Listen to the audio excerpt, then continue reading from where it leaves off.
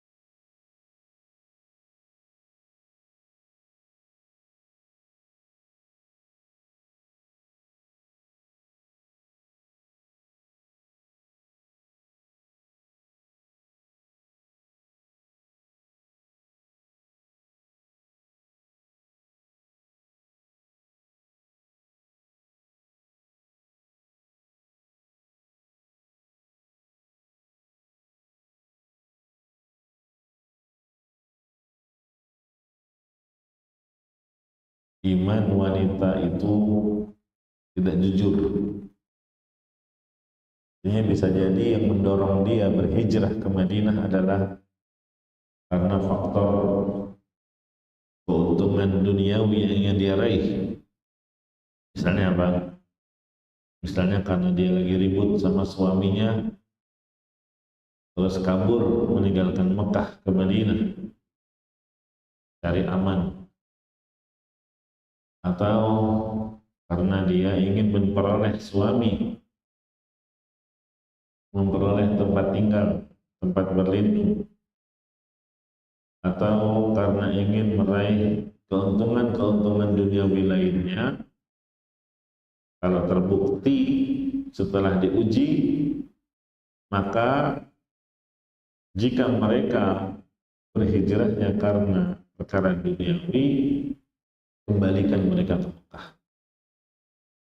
Ya, suruh mereka untuk pulang kembali ke Mekah.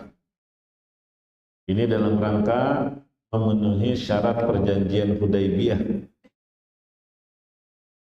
Ya, yang sudah disepakati Rasulullah SAW dengan Suhail ketika itu. Allahu a'lamu bi'imanihim. Allah lebih mengetahui tentang keimanan wanita-wanita tersebut yang datang berhijrah. Fa in 'alimtumuhunna mu'minatin fala tarji'uhunna ilal kuffar. Jika kalian telah mengetahui bahwa iman mereka itu benar, jujur mereka, maka jangan kembalikan mereka kepada suami-suami mereka yang kafir yang ada di Mekah. Ya.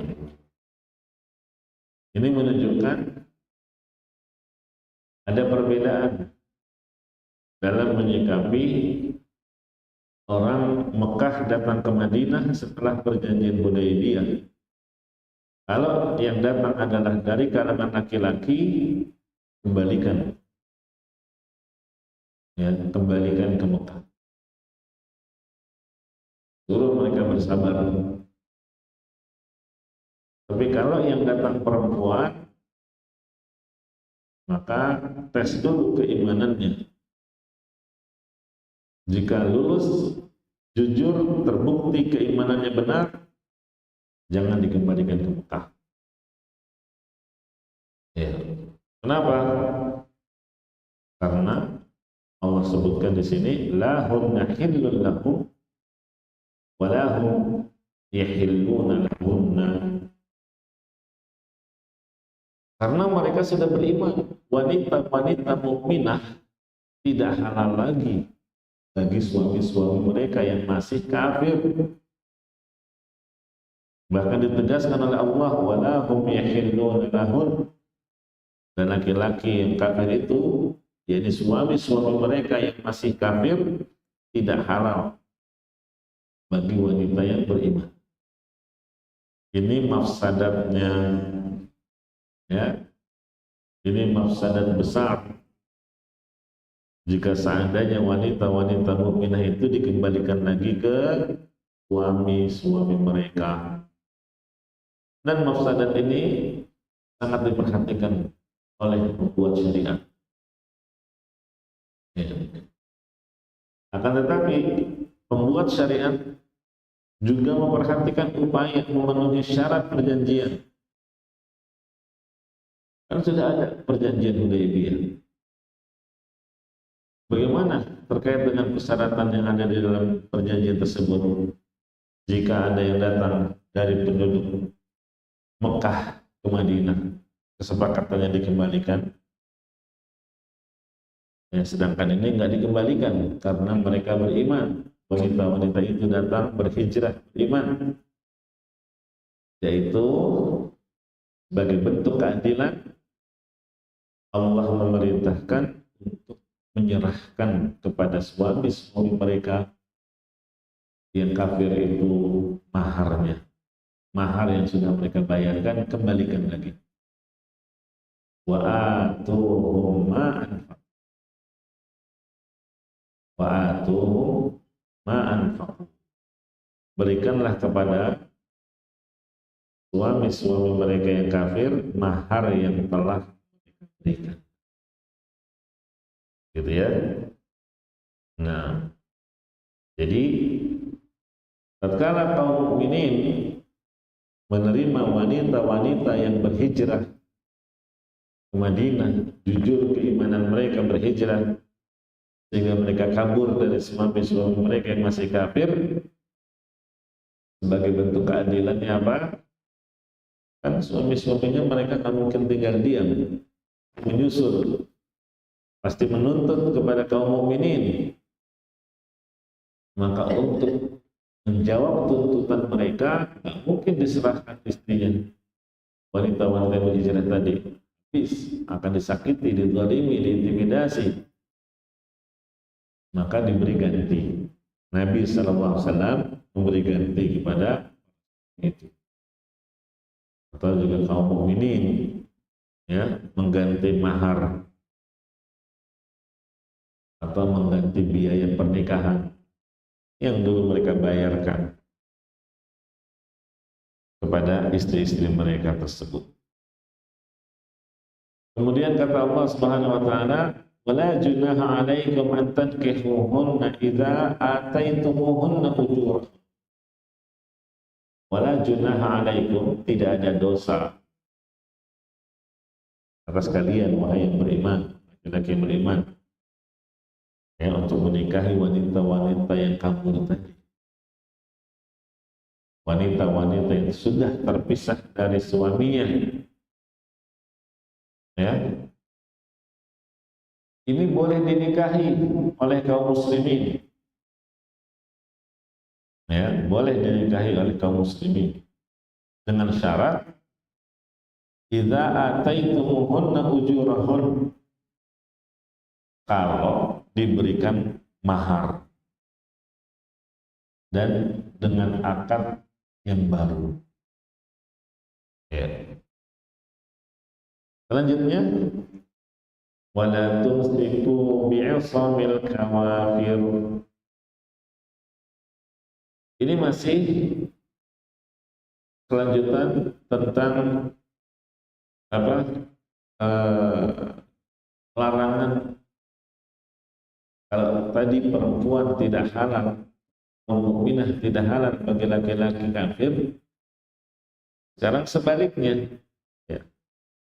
Sebagaimana wanita muslimah tidak halal dinikahi oleh pria yang kafir, sebaliknya wanita yang kafir sekalipun sudah statusnya sebagai istri, suaminya masuk Islam, suaminya dapat hidayah, jika sang istri tetap di atas kekafirannya, maka tidak halal untuk dipertahankan. Ya. Jangan pertahankan istrimu yang kafir, gitu maksudnya. Jangan pertahankan wanita yang kafir sebagai istri. Ya, ceraikan sebagaimana yang dilakukan oleh Umar bin Khattab radhiyallahu anhu, menceraikan kedua istrinya yang ada di Mekah karena memilih kekafiran. Jadi wala tumsiku bi islamil kawafir, tidak halal bagi laki-laki muslim mempertahankan istrinya jika sang istri masih dalam kekafiran, kecuali siapa? Kecuali wanita ahli kitab, Yahudi atau Nasrani saja. Adapun selain itu Majusi, Hindu, Buddha, Konghucu, musyrikin lainnya itu enggak halal. Ini kita sudah bawakan dalilnya kemarin, surat Al-Maidah. Ya. Nah, berarti jamaah rahimani wa rahim, sudah terlanjur terjalin hubungan pernikahan, ya, menikah laki-laki dengan perempuan dalam kondisi kafir, sama-sama kafir, non-muslim. Kemudian si laki-laki suaminya dapat hidayah, istrinya tidak. Artinya suami masuk Islam, istrinya tidak mau masuk Islam. Ya. Di ayat ini ya sudah tidak halal. Si suami harus menceraikan istrinya yang kafirah musyrikah. Begitu. Berarti kalau mempertahankan tali perkawinan dengan wanita yang musyrik dilarang, tentu larangan untuk memulai pernikahan dengan mereka lebih dilarang lagi. Ya, paham? Ini kan udah terlanjur nikah, terus suaminya dapat hidayah masuk Islam, istrinya nggak mau ikut Islam. Kata Allah, ceraikan. Iya, pisah. Nah, itu kan mempertahankan aja nggak boleh.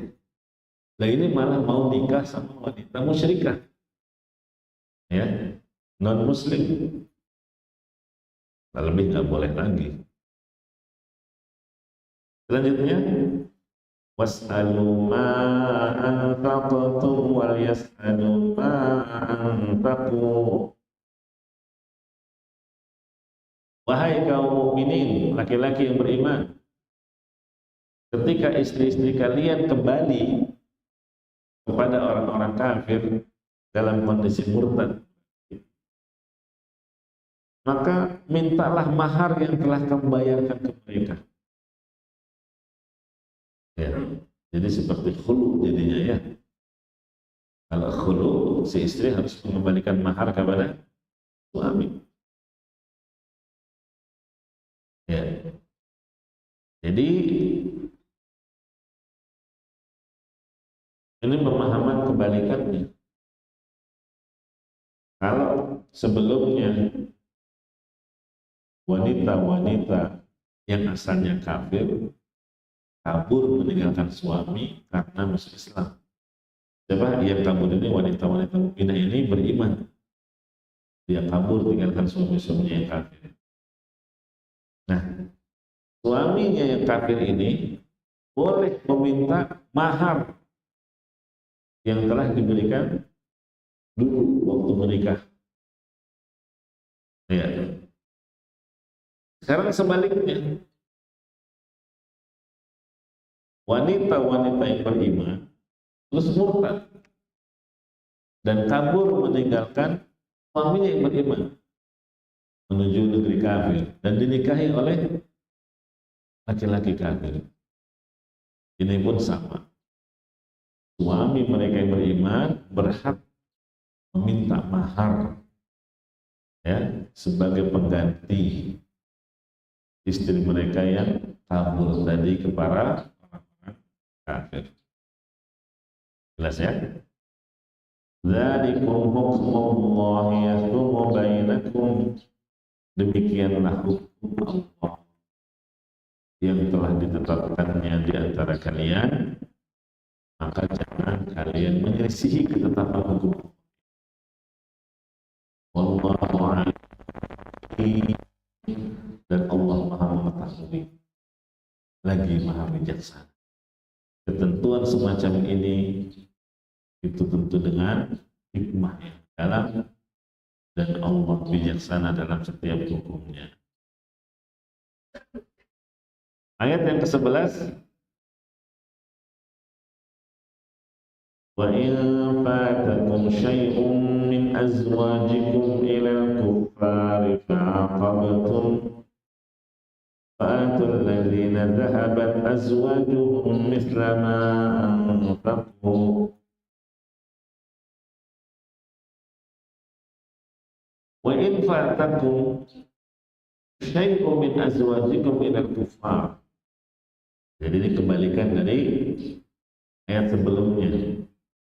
Kalau ayat sebelumnya berbicara tentang wanita yang kabur meninggalkan suami karena suaminya memilih kekafiran. Nah, sekarang di ayat yang ke-11 sebaliknya. Ada wanita mukminah murtad terus kabur. Ya, meninggalkan suami, kabur menuju negeri kafir. Yang ketika itu dia dari Madinah malah kabur ke Mekah. Apa kata Allah? Wa in fatakum syai'un min azwajikum minal kuffar. Jika seseorang dari istri-istri kalian lari kepada orang-orang kafir, ya, jadi pergi mereka dalam keadaan murtad, ya, dia lari meninggalkan suaminya yang beriman, ditinggalkan suaminya menuju laki-laki yang kafir, maka kalian boleh minta kembali hal yang telah kalian berikan. Ya, jadi boleh laki-laki yang beriman datang ke suami mereka yang baru, yang kafir, ya sudah, istri saya boleh kamu ambil, ya, tapi kembalikan mahar saya. Boleh seperti itu, dibolehkan. Ya. Kalau mereka membayar, ya sudah, selesai. Oke. Ya. Berarti mereka berlaku adil. Mereka mau bayar maharnya. Nah sekarang kalau mereka nggak mau bayar maharnya, ada dua kondisi. Ya, fa'aqabtum, kalian mengalahkan mereka. Maksudnya, kalau suatu saat ternyata kaum muslimin memerangi mereka, orang kafir itu, dan berhasil mengalahkan orang-orang kafir tersebut, kan ada ghanimah. Ghanimah itu harta rampasan perang, ya kan? Nah, maka ghanimah yang didapatkan itu dipotong dulu untuk diberikan kepada lelaki-lelaki yang kehilangan istrinya, lelaki-lelaki yang ditinggal sang istri kepada laki-laki kafir.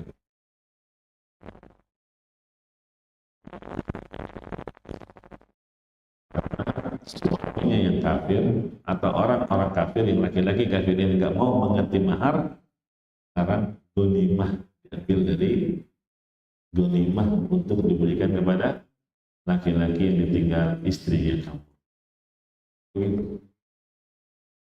Itu kan kalau terjadi peperangan, ya. Fa'atul ladzina dhahabat azwajuhum mithla ma, kata Allah, bayarkanlah kepada orang-orang laki-laki yang istrinya lari, berikan mahar sebanyak yang telah mereka bayarkan. Begitu. Nah, terus kalau nggak terjadi peperangan, kalau tidak terjadi peperangan, maka pemerintah, ya, pemerintah ulil amri yang mengeluarkan sebagian hartanya untuk diberikan kepada lelaki tersebut. Ya, berarti laki-lakinya nggak bakal dirugikan, maharnya hilang kan. Jadi ditanya oleh ulil amri, berapa mahar yang kamu berikan ke istri dulu waktu menikahinya? Misalnya dibilang 20 juta, atau 10 juta, atau 50 juta. Ya, pemerintah yang bayar sejumlah mahar yang dia sebutkan. Gitu. Wattaqullaha alladzi antum bihi mu'minun. Bertakwalah kalian kepada Allah. Maksudnya janganlah kalian memberikan dengan berlebih-lebihan dari harta ghanimah kepada laki-laki tersebut. Ya. Dan laki-laki itu juga harus jujur, jangan aji mumpung, ya, meminta lebih dari mahar yang telah dia bayarkan. Allah Maha tahu.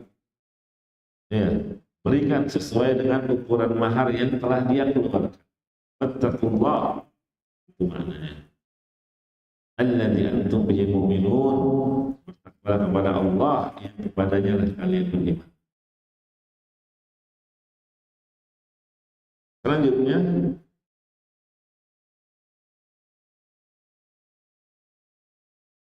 ayat yang ke-12. Ya ayyuhan nabiyyu idza ja'akal mu'minatu yubayyi'nak. Hai Nabi, apabila datang kepada perempuan-perempuan yang beriman, dia datang untuk membaiat, ya, mengadakan janji setia.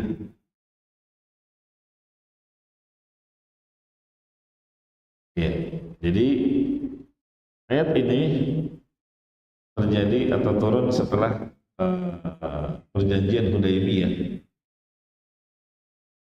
Terus para wanita yang beriman datang ingin membaiat Rasulullah Sallallahu Alaihi Wasallam. Maka Rasulullah menjalankan perintah Allah. Beliau pun membaiat wanita-wanita yang datang kepadanya. Dan ingat, ketika membaiat wanita-wanita mukminah, Nabi tidak menyentuh tangan wanita itu sama sekali.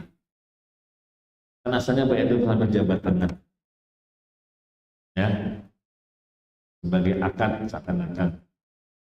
Apakah Nabi ketika membaiat wanita menyentuh tangannya, menjabat tangannya, atau memegang kepalanya? Tidak. Rasulullah SAW tidak pernah menyentuh tangan wanita lain selain mahram. Ya. Terus gimana cara baiatnya? Seperti baiat yang terjadi pada sebagian kelompok hizbiyah. Ya. Orang-orang yang mengadakan baiat dalam organisasinya, kelompoknya, bahkan wanita-wanita pun dibaiat sambil jabat tangan atau sambil dipegang kepalanya, ini menjadi sihir. Sudah baiat yang tidak syar'i, di dalamnya terkandung penyelisihan terhadap syariat. Adapun Nabi tidak pernah menyentuh. Beliau membaiat hanya dengan perkataannya, ucapan saja. Apa isi baiatnya? Yang pertama, ala alla yusyrikna billahi syai'an. Tidak akan berbuat syirik sama sekali. Ini janji setianya mereka. Karena kesyirikan itu masih sangat kental di masa itu. Makanya Rasulullah SAW melarang untuk melakukan ziarah kubur. Kenapa? Khawatir terjatuh lagi ke dalam kesyirikan yang dulu mereka lakukan di kuburan. Ya. Apakah dengan tawassulan, apakah dengan tawaf, apakah dengan i'tikaf di kuburan, atau dengan berdoa meminta-minta kepada si mayit yang ada di dalam kubur, yang diyakini berada di sisi Allah. Banyak bentuk kesyirikannya, termasuk ketergantungan hatinya kepada berhala yang mereka sembah. Nah sekarang mereka baiat untuk tidak berbuat kesyirikan sama sekali.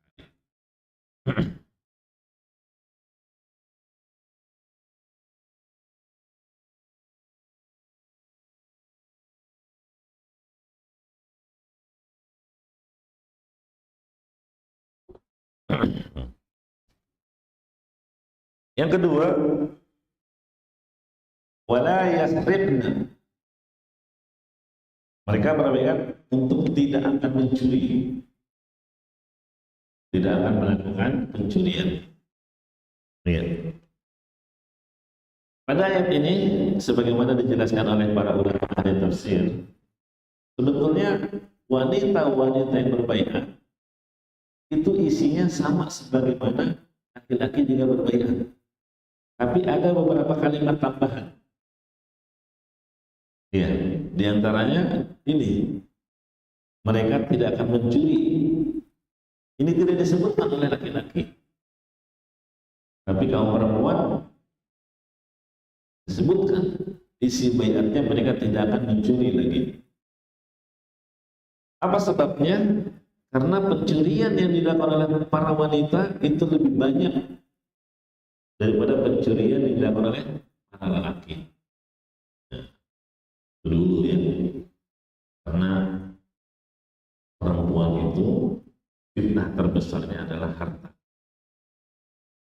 Kalau laki-laki, fitnah terbesarnya adalah wanita. Tapi mereka, wanita, fitnah terbesarnya bukan laki-laki, sebaliknya. Ya. Fitnah terbesar wanita adalah harta. Makanya mereka akan lebih tertarik kepada harta daripada laki-laki, prianya. Begitu. Nah, karena kecintaan mereka terhadap harta terkadang mendorong mereka untuk melakukannya dengan cara mencuri sekalipun. Yang penting menguasai harta itu. Ya. Yang ketiga, wala yaznin. Mereka berbaiat untuk tidak akan berzina. Karena di masa jahiliyah berzina itu merajalela. Ya, merajalela sampai biasa kalau sebuah rumah mengibarkan tanda bendera, entah warnanya merah atau warnanya putih, saya lupa, itu simbol dia siap didatangi oleh laki-laki sekalipun bukan suaminya, sehingga datang laki-laki si A, si B, si J. Ya, itu di masa jahiliyah perzinahan dianggap biasa. Nah, sekarang mereka berbaiat wala yaznin, untuk tidak akan berzina. Wala yaqtulna auladahun, mereka tidak akan membunuh anak-anak laki mereka dan juga anak perempuan mereka. Ya, ini juga sama di antara tradisi jahiliyah, malu kalau punya anak perempuan sehingga dibunuh. Ya. wala ya'tina bi buhtanin yaftarinahu baina aydihinna wa arjulihin. Mereka tidak akan mendatangkan kedustaan yang mereka buat-buat. Kedustaan yang dibuat-buat. Baina aydihin itu apa? Kedustaan yang dibuat-buat di hadapan mereka. Kata para ulama, maksudnya adalah kebiasaan mereka berbuat namimah, ngadu domba. Ya, di antara kebiasaan wanita adalah namimah. Ya, cerita ke si A lain, cerita ke si B lain, intinya gimana caranya A dan B ini yang tadinya akur jadi ribut. Itu namimah. Itu yang dimaksud wala ya'tina bi buhtanin yaftarinahu baina aydihin wa arjulihin. Kalau mendatangkan kedustaan yang mereka lakukan di antara kedua kakinya, kalau tadi baina aidihinna yang dimaksud adalah namimah, wa arjulihinna itu apa? Maksudnya yang di bawah apa? Kedua kaki mereka, yaitu kemaluan. Jangan sampai mereka ngaku-ngaku anak yang dia bawa ini merupakan anak suaminya, padahal anak hasil zina, ya, atau anak pungutan. Nah, itu yang dimaksud. Ya, nggak boleh ngaku-ngaku. Ini termasuk kedustaan. Jadi nggak boleh seorang wanita mengambil anak pungutan. Misalnya kan banyak anak hasil zina. Nah, terus diambil, lantas anak ini dibinkan kepada suaminya. Ya, disandarkan kepada suaminya. Padahal suaminya bukan ayah dari anak itu. Gitu ya. Intinya wa arjulihin ini dimaksud terkait dengan jangan ngaku-ngaku anak yang kamu bawa ya sebagai anak suamimu, padahal hakikatnya bukan. Ya, terus terang aja supaya jelas nasabnya. Nah, wala yaqsinaka fi ma'ruf. Ini baiat yang keberapa isinya? Yang keenam. Mereka berbaiat tidak bermaksiat kepada Nabi dalam perkara-perkara yang diperintahkannya. Ya, maksudnya mereka tidak akan melakukan niyahah, merapat ketika ditinggal mati oleh orang yang mereka cintai. Karena ada ya sebagian wanita-wanita yang lemah imannya ketika diuji dengan kehilangan orang yang mereka cintai, apalagi suaminya atau ayahnya, ibunya, anaknya ditinggal mati oleh mereka, maka mereka pun meratap ya dengan berteriak-teriak atau dengan merobek-robek kerah baju atau menjambak-jambak rambut atau membenturkan kepala. Ini semua niyah. Itu yang dimaksud wala yaqsinaka fi ma'ruf. Ya, karena niyah itu dosa besar. Laisa minna man talabal hudud aw syaqqal juyub aw da'a bid'awal jahiliyah. Kata Nabi sallallahu alaihi wasallam, bukan dari golongan kami. Ini menunjukkan dosa besar. Kalau redaksi hadis disebutkan tidak akan mencium wangi surga atau tidak akan masuk surga atau minal kabair termasuk dosa besar, atau di sini disebutkan bukan dari golongan kami, ini dosanya berarti besar. Apa itu? Man darabal hudud. Man darabal hudud. Ya, orang yang ketika terkena musibah terus menampar pipi sendiri. Ya. Wasyaqqal juyub, merobek-robek baju.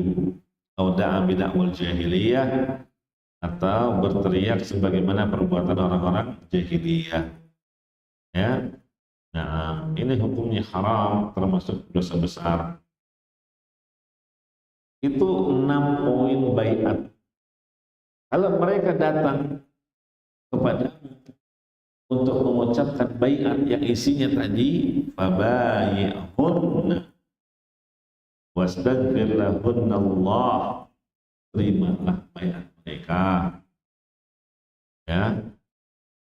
Wastaghfir lahunna Allah, mohonkan ampunan untuk mereka atas kekurangan mereka di dalam memenuhi janji-janji tadi. Kalau memang ada kekurangannya, doakan ampuni. Karena nggak jaminan orang sudah mengucapkan janji lantas ditepati seluruhnya. Ada saja kekurangan dalam penempatan janjinya. Maka kata Allah, doakan mereka. Ya, mohonkan ampunan untuk mereka atas kekurangan mereka di dalam memenuhinya. Innallaha ghafurur rahim. Sesungguhnya Allah Maha Pengampun lagi Maha Penyayang. Ayat yang terakhir dari surat Al-Mumtahanah. Ya ayyuhalladzina amanu la tatawallaw qauman ghadiballahu alaihim. Hai orang-orang yang beriman, janganlah kamu jadikan penolongmu kaum yang dimurkai oleh Allah.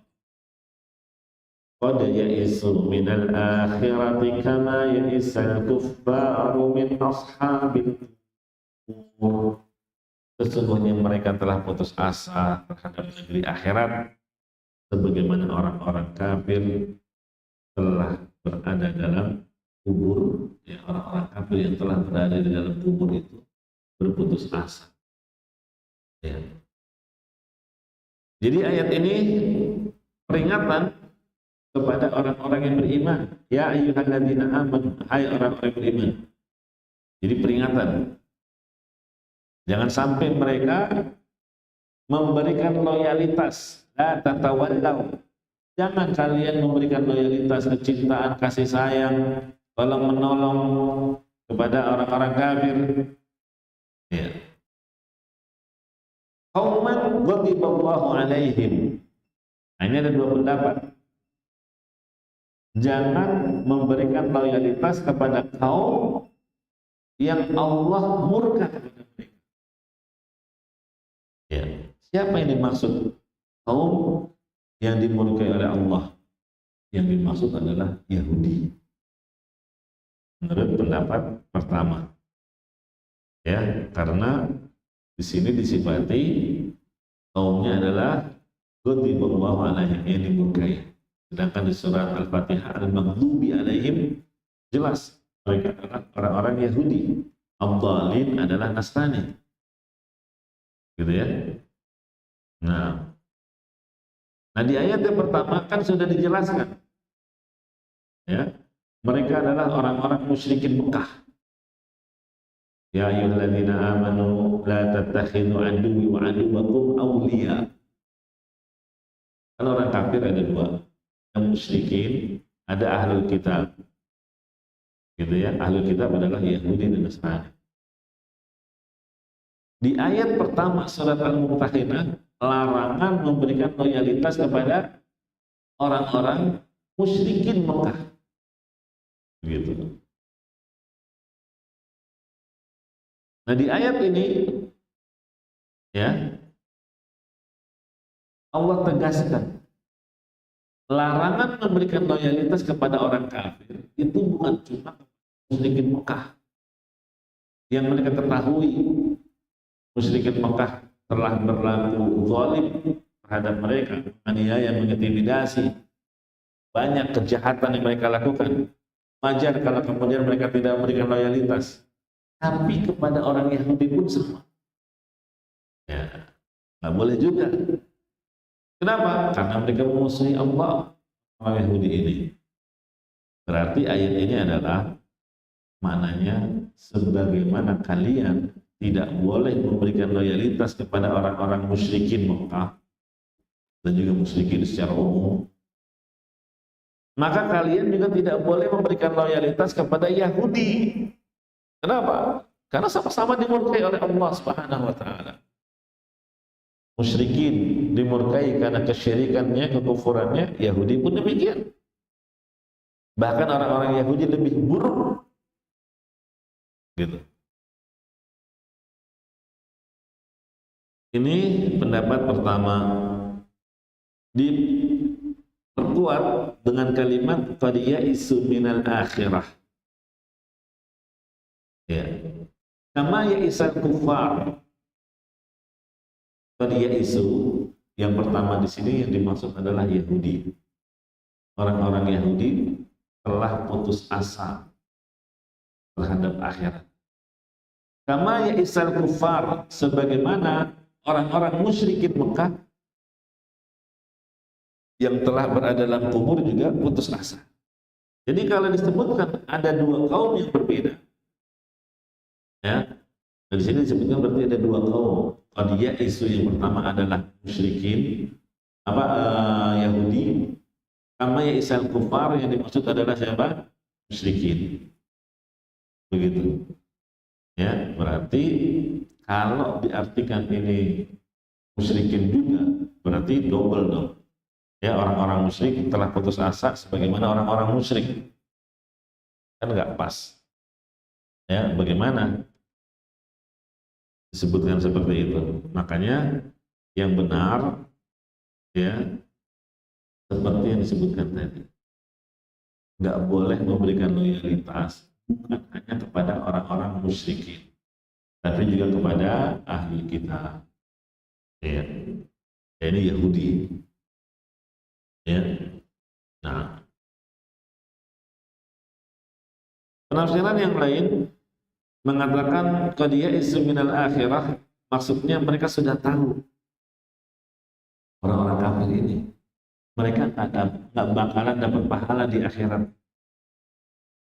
sebagaimana orang-orang kafir putus asa. Ya. Seperti putus asanya orang yang berada di dalam kubur. Putus asa untuk apa? Kembali lagi ke dunia. Nah, orang yang seperti ini, ngapain kalian berloyalitas kepadanya? Jelas ya? Nah, pendapat yang kedua mengatakan qauman ghadiballahu alaihim adalah orang-orang musyrik. Mereka tidak beriman kepada hari akhir. Mereka telah berputus asa dari akhirat, sebagaimana penghuni kubur mengetahui mereka tidak akan kembali lagi ke dunia. Ya, kan penghuni kubur minta terus tuh sama Allah, minta dikembalikan ke dunia. Rabbirji'un, kembalikan aku ke dunia untuk beramal saleh. Terus minta dikembalikan ke dunia sebagai bentuk penyesalan. Tapi ternyata dijawab oleh Allah apa? Kalla. Kali-kali tidak. Mustahil keinginanmu itu dikabulkan. Mau sampai merengek-rengek, nggak bakal penghuni kubur bisa dikembalikan ke dunia. Akhirnya mereka putus asa. Ya, itu yang dimaksud. Sebagaimana penghuni kubur putus asa bahwa mereka tidak akan kembali lagi ke dunia. Ya. Begitu juga dengan orang-orang kafir di sini. Orang-orang kafir yang masih hidup sama dengan orang-orang kafir yang sudah meninggal dunia. Ya, orang-orang kafir yang masih hidup putus asa dari akhirat, mereka putus asa bahwa mereka di akhirat tidak akan dapat apa-apa. Kebaikan yang mereka lakukan selama ini sia-sia. Ya, dan orang mati pun begitu, putus asa karena mereka mengetahui bahwa mereka tidak akan kembali lagi ke dunia. Ya, oleh karena itu berhati-hatilah, jangan sampai kalian memberikan loyalitas kepada orang-orang kafir yang akibatnya kalian akan menyetujui kekafiran yang mereka lakukan. Ya. Lalu kalian akan terhalang dari kebaikan akhirat, sebagaimana mereka terhalang dari kebaikan yang mereka lakukan. Dan orang-orang kafir juga banyak melakukan kebaikan. Ya. Bagi-bagi angpau, sedekah, ya, memberi bantuan, bahkan kalau Idul Adha memberi sapi untuk disembelih. Ya, kalau ada datang minta bantuan apakah berupa utang, dia pinjami dengan nominal yang tak tanggung-tanggung. Banyak orang-orang akan berbuat kebaikan, tapi mereka tidak akan mendapatkan pahala di akhirat. Nah, kalau kalian wahai orang-orang yang beriman memberikan loyalitas kepada orang-orang kafir itu, nasibnya akan sama. Maksudnya, kalian akan terhalang mendapatkan kebaikan di akhirat, sebagaimana mereka terhalang mendapatkan pahala kebaikan yang benar mereka lakukan. Itu makna ayat yang terakhir. Jadi surat Al-Mumtahanah ini diawali dengan larangan memberikan loyalitas kepada orang kafir, ditutup juga dengan larangan memberikan loyalitas, penegasan. Demikian ya.